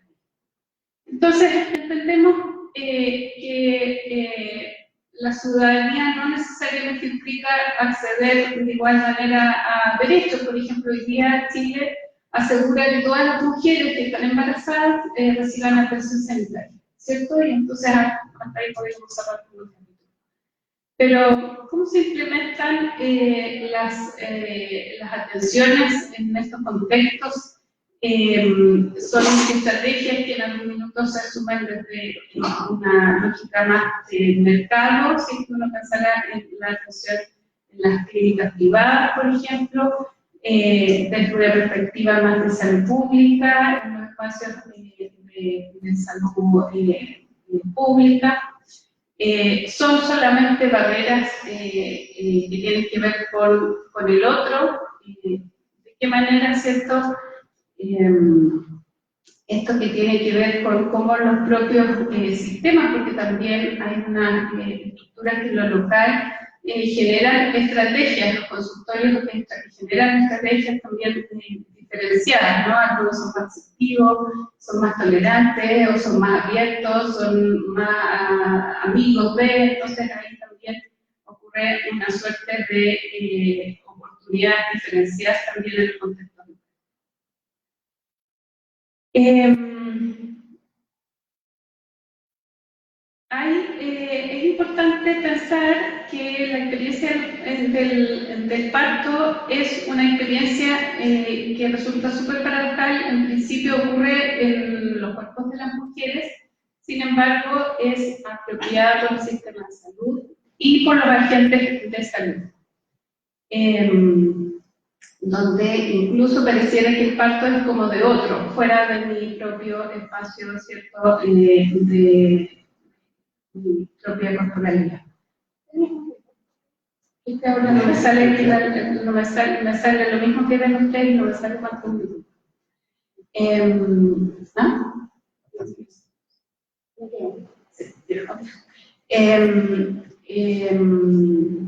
interesante pensar que las mujeres cuestionan la experiencia del parto a través de otras mujeres y sus propias trayectorias de vida y sus experiencias de parto. A veces pensamos que por ser, porque esto ocurre en nuestros propios cuerpos, tenemos una visión crítica y reflexiva permanente respecto de esto que ocurre, pero no necesariamente es así. Muchas mujeres que dicen yo nunca he pensado, nunca lo pensé, hasta que. Eso es algo que también quiero mirar porque también tiene que ver con la agencia y esto que estamos hablando. Las mujeres en las instituciones sanitarias reproducen procesos de medicalización y descalificación de las mujeres, de las otras mujeres. Se produce violencia o muchas veces estas se traducen en agentes activos de cambio. Incluso algunas utilizan a las otras, utilizan entre comillas a otras mujeres para vehiculizar sus propios procesos de empoderamiento, incluso las propias estructuras. Estoy pensando en algunas matronas que producen ciertos cambios en estos procesos de agresión. Las experiencias de las mujeres se sitúan a través de experiencias transgeneracionales. Esto claramente tiene que ver con los procesos, ¿cierto?, de medicalización, del parto, la mentalidad, ¿cierto?, donde se valida un sistema médico, hay una validación de los cuerpos, o no, ¿cierto?, y una validación de la estructura de medicalización, dispositivos de control, uso de tecnología. La migración. Quisiera también invitarles a mirarlo como un determinante social de la salud y del parto. Puede ser un factor de riesgo o de protección en el marco de las trayectorias vitales y de las trayectorias migratorias. Las mujeres también, ¿cierto?, reconocer aquí en lo que vamos a ver, ¿cierto?, reconocerlas como agentes y reconocerlas en sus prácticas de resistencia. Es interesante pensar que cada vez que uno piensa en el parto y si uno lo conversa entre iguales, entre mujeres, emerge, ¿cierto?, el dolor como un eje de la experiencia, ¿cierto? Un eje que muchas veces es aprendido, un eje que es socializado como tal. Y aquí yo quisiera invitarles porque a propósito de mirar las experiencias de las otras mujeres, se produce una tensión en la mirada que pudiéramos hacer, ¿cierto?, de esta experiencia, que es altamente medicalizada, en donde hay otros contextos en que se naturaliza el parto y por lo tanto se cuestionan estos saberes o estos conocimientos más bien hegemónicos y se levantan nuevos saberes. Yo hice este cuadrito a propósito de poder hacer un poco más claro lo que fui encontrando. Y el tema del dolor tiene que ver con situar también el saber, el conocer, el no saber, y también en situarnos a las mujeres como más activas o más pasivas en un proceso que tiene que ver con su ratio. Si ustedes miran aquí, en este cuadrante, el saber también está relacionado con esta idea de conocer el sistema y de saber del proceso del parto. Se sitúa acá, a ver, saber, no saber, ¿cierto?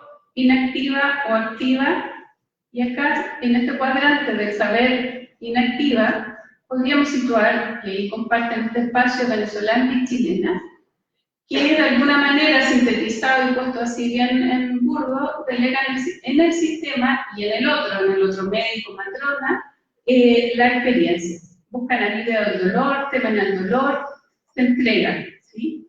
Y aquí también, ¿cierto?, hay un paso de la mujer chilena y hoy día también, ¿cierto?, de la venezolana a aprender de esta experiencia, un poco de echar a cuestionar. Quiero mirar acá este otro cuadrante, para no entrar a detallarlos todos, y lo opuesto, no sabe, no conoce el sistema, sin embargo es activa y busca o sabe lo que quiere.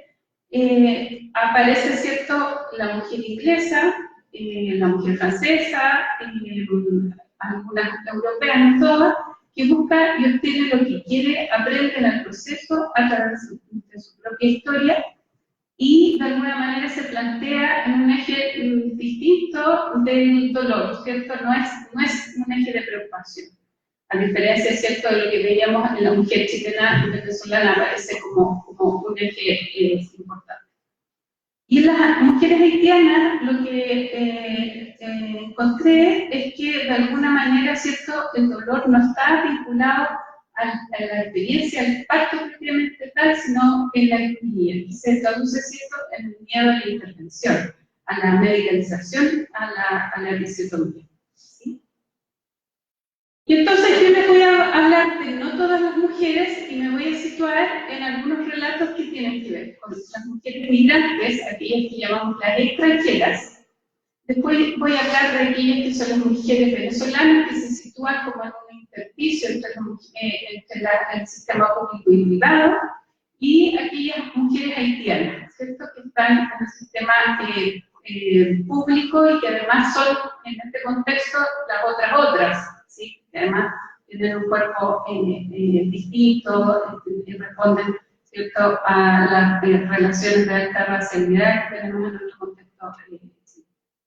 Fíjense que aquí hay algo interesante que quiero compartir con ustedes, después se los voy a mostrar en algunos relatos. Es que aquellas mujeres que tienen una pareja que es de su propio origen o también es inmigrante, se sitúan siempre en un desconocimiento del sistema de salud, tienen muy presente el origen, la experiencia de salud y enfermedad, y el parto en el contexto de origen. Estaba tanto ocupada el tiempo y ahora ya quedando. Cuestionan lo que escuchan, hay una escucha crítica, reflexiva y hay una experiencia propia en origen y de otras mujeres de su familia que refuerza un cuestionamiento, hay una percepción distinta del cuerpo. Aquí aparece de forma diferente una mujer migrante o las mujeres migrantes que tienen parejas chilenas, si bien desconocen también y comparten con eso, con otras mujeres el reconocimiento del sistema. Hay una experiencia que tiene que ver con las mujeres que son asociadas a la pareja, al otro, que hablan, ¿cierto?, una forma de relacionarse con el sistema de manera distinta. La familia opina, orienta, presiona, naturaliza, medicaliza y naturaliza también la violencia. Y en estos procesos hay un proceso que es muy similar a algunas chilenas que están en este mismo contexto de atención privada, que en su propio proceso de parto comienzan a generar procesos más activos, ¿cierto?, de agencia respecto de su experiencia de parto.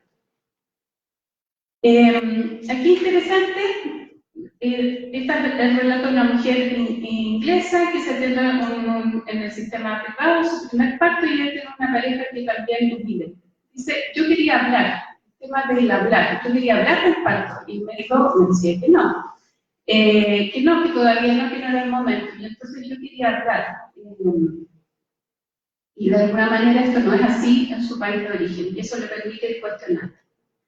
Quiero mostrarles aquí que ella, ¿cierto? Dice, es muy diferente el parto. Acá me dijeron que yo iba a tener cesárea. Todos mis compañeros de trabajo me decían, bueno, tú vas a tener cesárea, hay una naturalización respecto, ¿cierto?, de la medicalización. Y ella responde a esto y dice, bueno, en realidad no entiendo por qué, y se pone a buscar, se da cuenta que los indicadores, etcétera, y busca fórmulas y estrategias diferenciadas para resolver eso. Esta es una mujer francesa, casada con un chileno, tuvo 3 partos distintos, no voy a profundizar. El primero altamente medicalizado, el segundo tratando de buscar otras formas y estrategias de esta resolución, y el tercero ya terminó convenciendo a su marido que hiciera, ¿cierto?, el parto en la casa. Entonces ella dice, claro, yo confiaba, ¿cierto?, en mi marido, él me llevó allá, la familia, etcétera, y yo recién en el segundo parto empecé a escuchar a otras mujeres, otros relatos. Y entonces esto es interesante porque esto le pasa también a las chilenas, y aquí podríamos cambiar, y dicen, un diálogo, ¿cierto? Ella dice, en realidad, en la conversación con el marido, le cuestiona, le dice, pero ¿cómo tú crees que sabes más que los médicos? ¿Sí?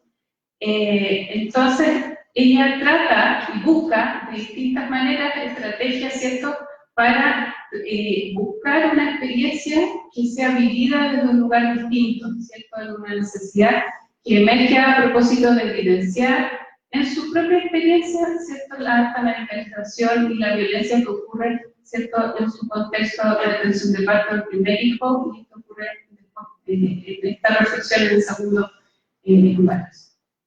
Quiero contarles aquí un poco respecto de las venezolanas. Las venezolanas, mujeres también con educación, en muchos casos medio alto, comparten con sus parejas de la misma nacionalidad.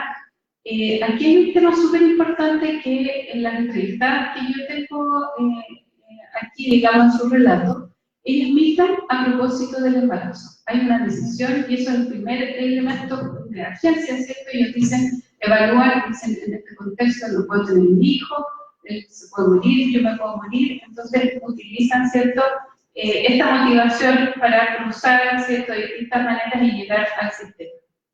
Ellas vienen de experiencias altamente medicalizadas, en donde se naturaliza el poder, ¿cierto?, del sistema médico, y el médico es el único interlocutor válido en este contexto.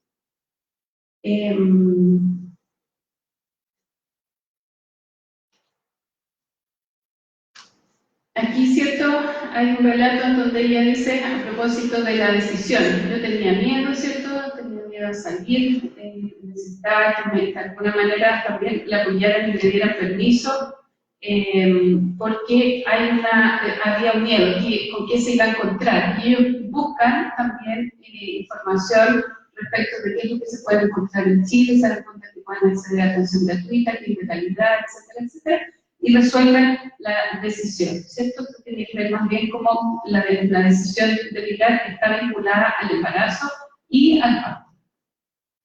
Y aquí hay un relato interesante porque es una mujer que se atiende en el sistema público y entonces lo que cuestiona es la falta de tacto, dice ella, ¿cierto? Como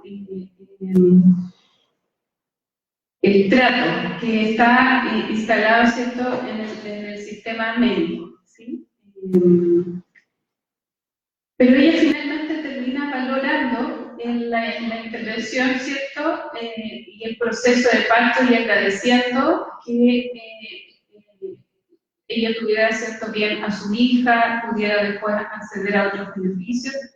Sin embargo, ¿cierto?, le llama la atención esa violencia, y muchas de las venezolanas evidencian que si bien ellas sienten que hay violencia hacia ellas, observan entre sus padres que están en el mismo contexto hospitalario mayor violencia, por ejemplo, hacia las mujeres que son haitianas o negras.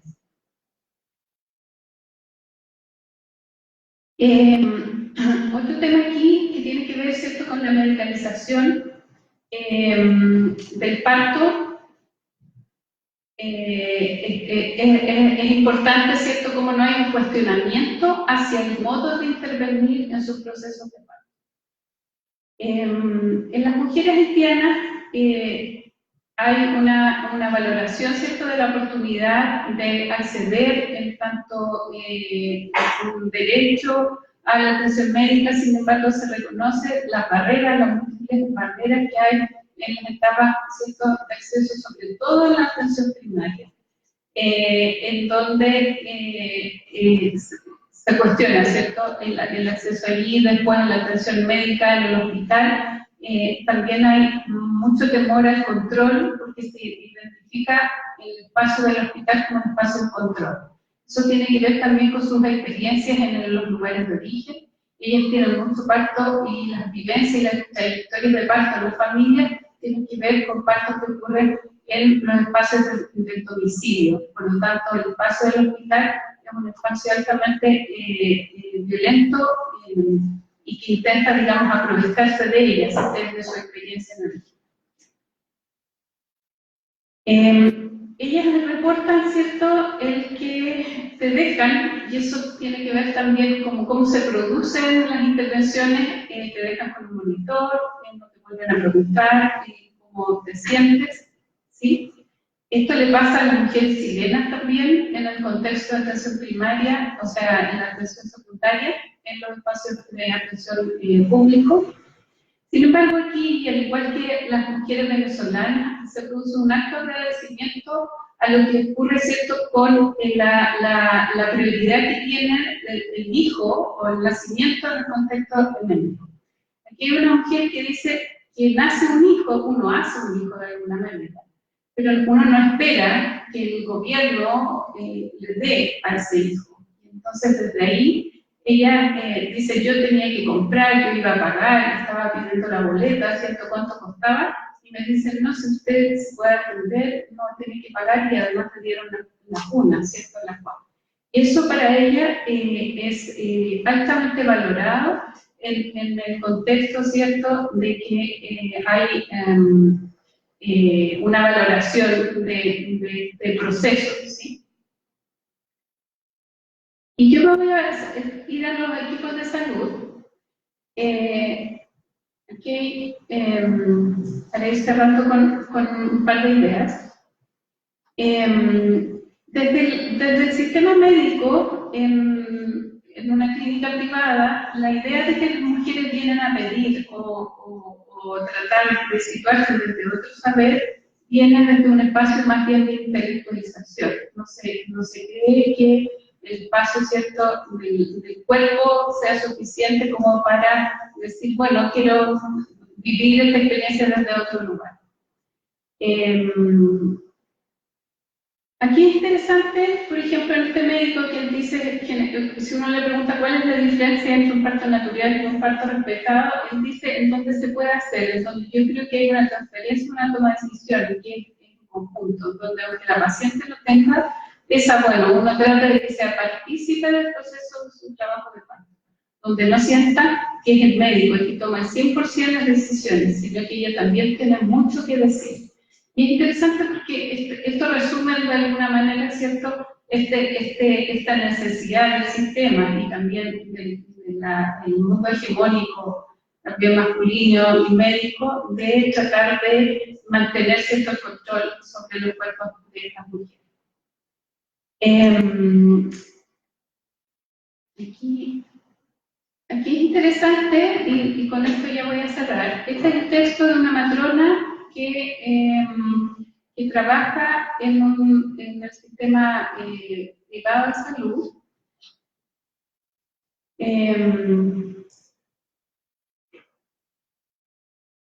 Es que había dos cosas que queríamos hacer. Una es que no está aquí, se me traspapeló, pero hay una matrona que dice, yo veía a las mujeres haitianas que ellas eran capaces de sacarse el monitor, caminar y tener la guagua del modo que ellas querían.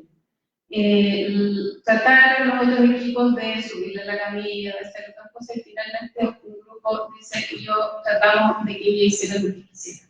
Finalmente ella hace lo que hace. ¿Por qué? Porque se autoexplica la matrona y dice, porque ellas viven y entienden su cuerpo de una manera distinta. Y entonces acá en el texto de otra matrona que atiende los partos de manera privada, ¿cierto? Y apoya el parto natural. Ella dice, yo lo que quiero es que las mujeres entiendan hoy día que tenemos que parir como lo hacíamos antes, como mujeres campesinas, ¿cierto? Y por lo tanto, debiéramos nosotras conversar de otra forma de estas prácticas y apropiarnos de este proceso, ¿cierto? Y para cerrar, yo creo que es necesario, interesante, ¿cierto?, mirar cómo estas microagencias que implica que las mujeres, ¿cierto?, cambian en sus propias trayectorias vitales, su modo de resolver las experiencias del parto, las sitúan en un lugar de poder respecto de su familia, de su propia historia personal. Estas mujeres muchas veces se constituyen en agentes sociales, ¿cierto?, que estimulan la transformación de las otras mujeres. Y se produce, ¿cierto?, la reafirmación de formas de resistir en dispositivos que son altamente controladores. Y aquí si yo pudiera pensar, ¿cierto?, aquí hay una oportunidad en aprender de otras mujeres. Aquí no hay textos de mujeres colombianas ni peruanas. Hay otras formas de aprender en cómo podemos enfrentar la intervención en salud cuando estamos pensando en un otro, ¿cierto?, que queremos domesticar. Queremos que las haitianas se parezcan mucho a las peruanas y ojalá a las venezolanas, porque ellas sí tienen algunos momentos que corresponden a la atención médica, sí no se expresan ni se quejan como se quejan las otras, ¿cierto? Entonces, yo creo que aquí hay una oportunidad para diversificar y para abrir también espacios que ya están puestos en crítica y en cuestión a través de los movimientos sociales, ¿cierto? El tema de la violencia obstétrica, los derechos de salud sexual y reproductivo. Yo creo que mirar el impacto, las agencias a través de estas experiencias que son distintas de estas mujeres nos permitiría, ¿cierto?, abrir espacios desde los cuales se evidencien otras formas, ¿cierto?, que escapan y se abren desde estos lugares que son altamente controlados. Muchas gracias.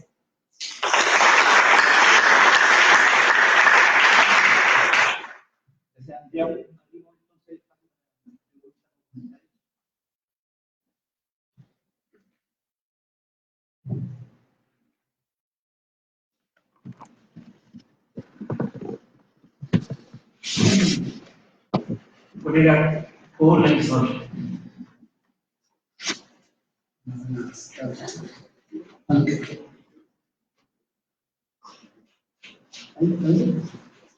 Tengo un par de preguntas. Muchas gracias por la presentación. Stephanie, sobre todo me pregunto, actualmente la cifra de los 400.000 estimados retornados del gobierno y la diferencia respecto de los registrados que son 6.000, entiendo.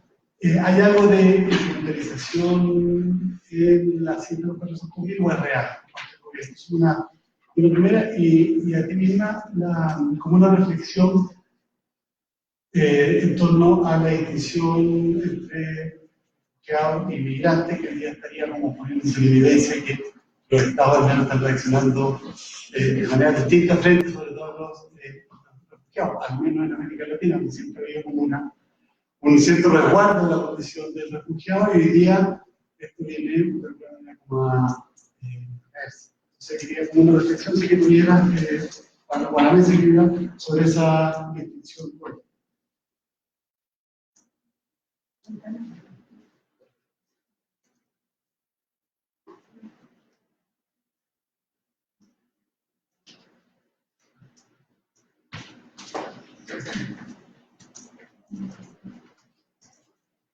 Hola, buenas tardes, o buenos días. Soy Daniel Quinteros. Quería hacer una pregunta a Daisy Margen. Quería preguntarle cómo en su trabajo se establece la categoría de vecinos autóctonos cómo ellos logran construir y reproducir esa categoría en función de la generación de una novedad, digamos, a nivel discursivo y de práctica.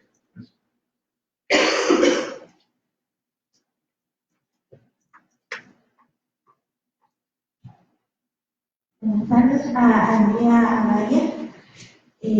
¿Cómo visualiza la interculturalidad en la atención del parto, homologando un poco con todo el protocolo de entrega de presentes que se realiza en los pueblos originarios? ¿Y visualiza como algún encuentro pronto entre las atenciones de parto de otras nacionalidades? ¿O no lo visualiza como muy pronto?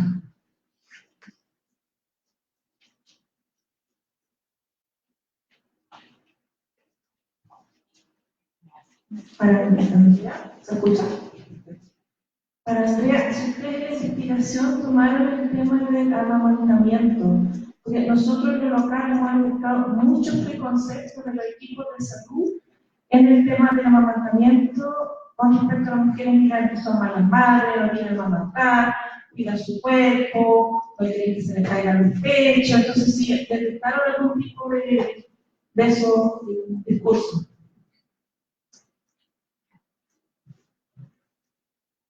Déjame hacer una pregunta. Bien, María. Cortita. Para la Daisy, en los temas estos como cuando empiezan a generar como nuevos comercios, me gustaría ver si ustedes vieron algunas como indicadores que tuvieran que ver con procesos de endeudamiento para poder establecer locales o otro tipo de emprendimiento.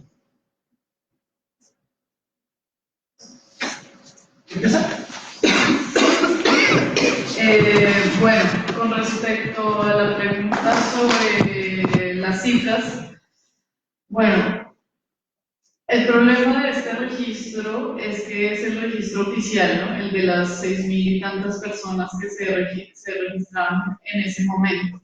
¿Cuál es el problema de este registro? Que la mayoría de los retornados no se registran. Entonces, ¿qué es lo que pasa? Que al final es muy difícil saber en realidad cuántos son. En la crisis del 2015, el gobierno había registrado unos 1.800, pero las Naciones Unidas había dicho que eran 24.000, que volvieron en el lapso de un mes que duró la crisis fuerte cuando se cerró la frontera con Venezuela. Entonces, en términos de datos, es muy complicado. No sé si el gobierno colombiano lo está instrumentalizando, pero sí sé que los números son menores de los que realmente son. Es decir, como les decía, se habla de 1.400.000, hay una estimación de los migrantes irregulares, pero no sabemos en realidad cuántos están en tránsito también. Bueno, ahora se va a complicar porque desde hoy Ecuador, bueno, ya saben, su nueva política, que se sumó a la de Perú, y seguramente esta noche veremos en las noticias que va a haber un gran represamiento en la frontera colombo-ecuatoriana. Pero es muy difícil saber porque es una población que está constantemente en movimiento. El gobierno colombiano habla de los migrantes pendulares, que son los que siempre han estado, que en realidad son las comunidades transfronterizas, que siempre han estado ahí y que siempre se han digamos, movido de un lado a otro, y habla que estos son migrantes. Yo considero que no son migrantes, son sencillamente comunidades transfronterizas que viven ahí, que siempre han vivido ahí, que los niños van a la escuela de un lado o al otro, bueno, etcétera, ¿no? Entonces, estas dinámicas ellos las pueden contar como migrantes e instrumentalizarlas para obtener más dinero de la cooperación internacional. En cuanto a los retornados, es difícil saberlo también porque hay muchos con doble nacionalidad. Obviamente, en cuanto llegan a Colombia, pues para tener acceso a derechos, salud, educación, pues muchos han sacado su documento colombiano, pero ciencia cierta no hay manera de saber cuántos realmente han retornado. Y con respecto a lo segundo, de las categorías o de las etiquetas de migrante, refugiado, el problema no es, digamos, cómo lo categoricemos. Digamos que en general Venezuela podemos categorizarlo como migración forzada. El tema es justamente en términos de acceso a derechos. Si yo le doy el estatus de refugio a estos venezolanos, yo como Estado les tengo que proveer, pues sí, garantía de protección internacional y de derechos, y el Estado colombiano no está en medida de hacerlo. ¿Y por qué? Por un tema sencillamente de recursos del presupuesto, ¿no? Entonces, si yo lo reconozco como refugiado, eso tiene unas implicaciones fiscales que el gobierno no va a asumir. Y eso es una posición bastante clara del gobierno. Ahora, pues es una discusión muy amplia, ¿no? Los que están apoyando al gobierno de Venezuela te van a decir que son migrantes económicos que quieren salir porque ellos quieren salir.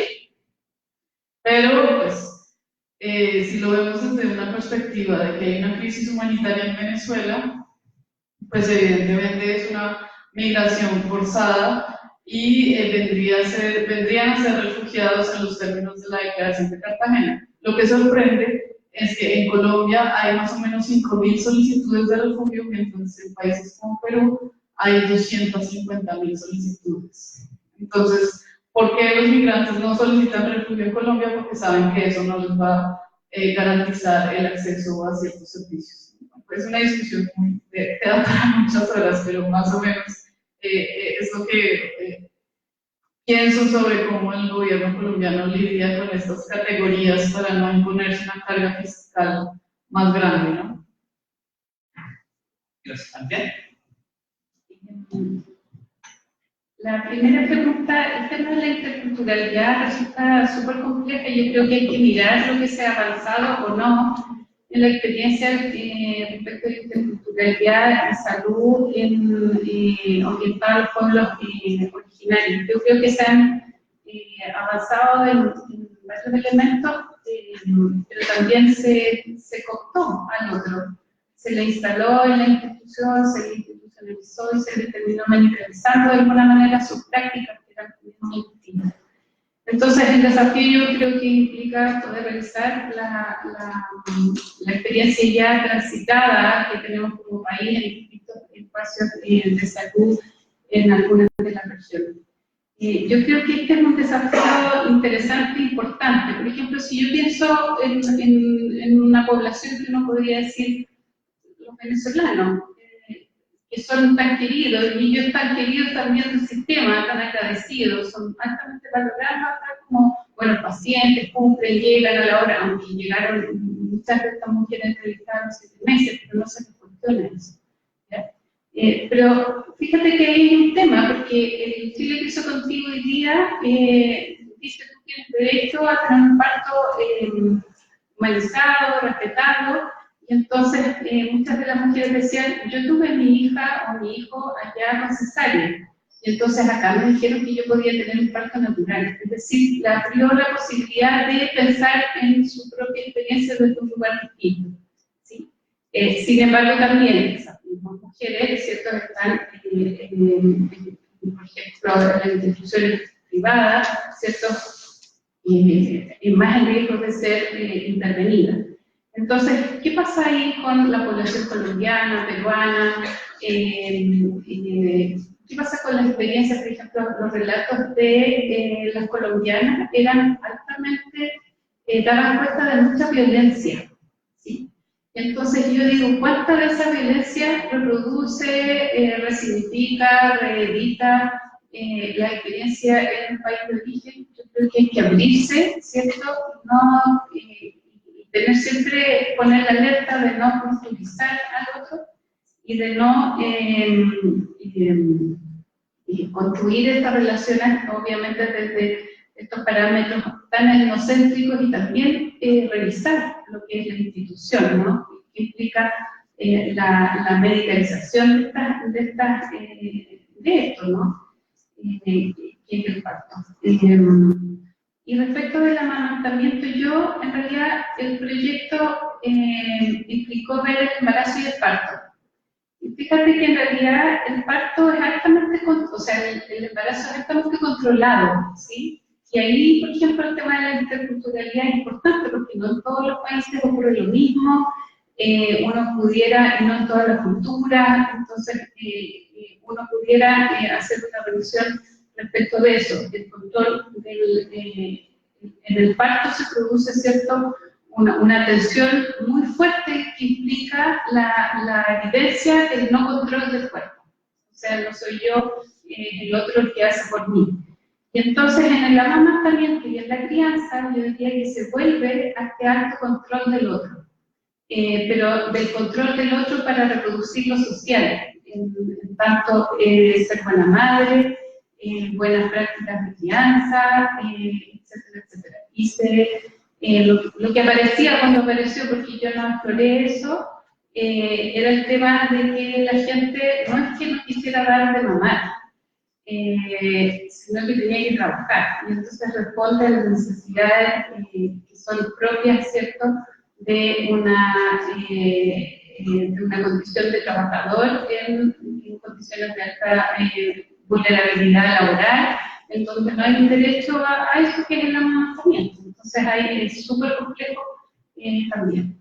Sin embargo, en ese contexto, el amamantamiento también se instala mucho más hacia el público, porque el parto es una negociación muy micro, que se da en la relación de pareja, se da con el médico, se gana o se pierde, pero el amamantamiento muchas veces se instala como una suerte de poder negociar en un espacio más público. Y entonces eso es interesante porque cierto, es parte también de las luchas feministas y entonces esa parte del cuerpo se hace más visible también en esa relación. Entonces es interesante ver lo que ocurre ahí y es interesante poder explorarlo, porque yo no lo exploré. Gracias.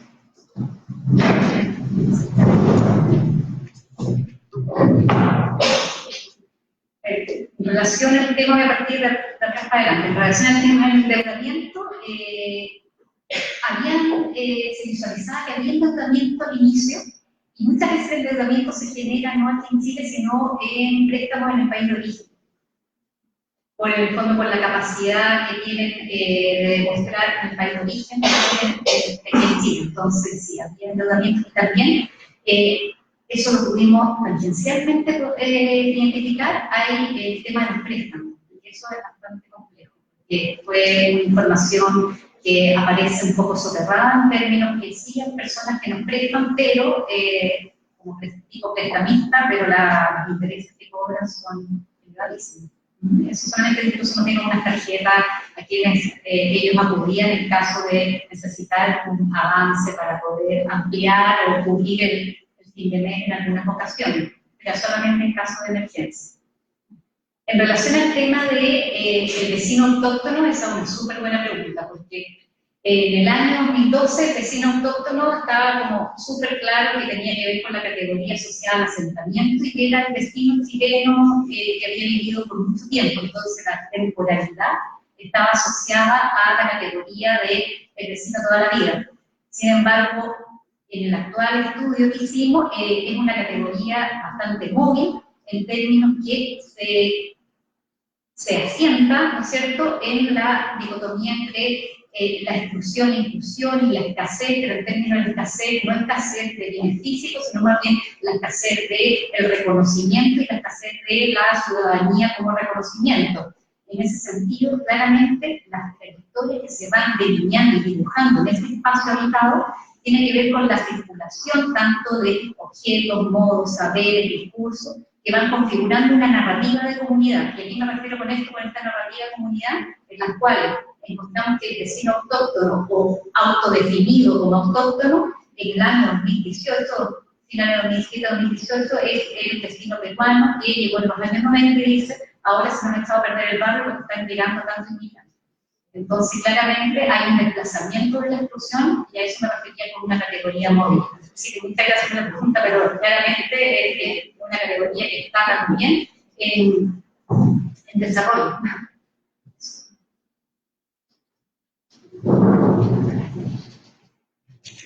Gracias, Liz. Bueno, vamos al almuerzo, pero les adelanto que viene en la tarde, ¿no? Tenemos a las 3 la conferencia del doctor Pablo Giuliani, de la Universidad Nacional de Lanús, y a las 4 la segunda mesa, titulada Dibujando Fronteras, que están invitados a Tomás Vicuña, Delia Curagua, Francisco Paso y Marta Rocha Gutiérrez.